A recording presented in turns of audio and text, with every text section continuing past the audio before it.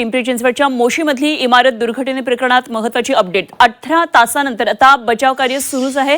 9 जणांना बाहेर काढण्यासाठी शर्थीचे प्रयत्न आता सुरू आहेत। यंत्रणांचा रेस्क्यू ऑपरेशन सुरू आहे। पिंपरी चिंचवडच्या मोशी इथं मोठी दुर्घटना घडली, इमारत दुर्घटना झाली। 9 जणांना यामधून आता बाहेर काढण्यासाठी अजूनही शर्थीचे प्रयत्न सुरू आहेत। लष्कर, एनडीआरएफ आणि इतर यंत्रणांचं रेस्क्यू ऑपरेशन सुरू आहे। आतापर्यंत या इमारतीमधून 9 जणांना बाहेर काढण्यात यश आलेलं आहे। अजूनही 9 जण या ढिगाऱ्याखाली अडकलेले आहेत। त्यांच्यासाठी रेस्क्यू ऑपरेशन आता सुरू आहे आणि याच रेस्क्यू ऑपरेशनचा आढावा घेतलाय आमचे प्रतिनिधी कैलासपुरी यांनी।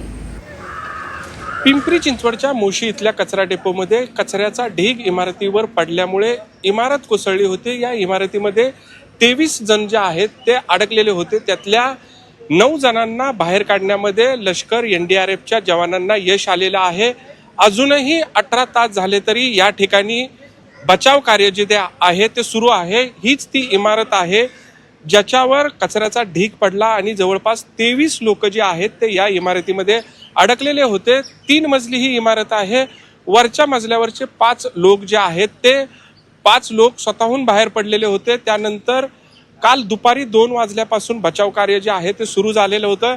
त्यानंतर दुसऱ्या मजल्यावरचे लोक जे आहेत 9 जण त्यांना लष्कर, त्याचबरोबर एनडीआरएफच्या जवानांनी, महापालिकेच्या यंत्रणांनी बाहेर सुखरूप काढण्यामध्ये त्यांना यश मिळालेलं आहे। मात्र अजूनही 9 जण जे आहेत ते या इमारतीमध्ये अडकलेले आहेत। त्यांच्याशी सुरुवातीला संपर्क होत होता, मात्र आता जे आहे ते या 9 जणांशी संपर्क होत नाहीये। भिंत तोडून जे आहे ते या 9 जणांना बाहेर काढलं जाणार आहे। कैलासपुरी, झी मीडिया, पिंपरी चिंचवड।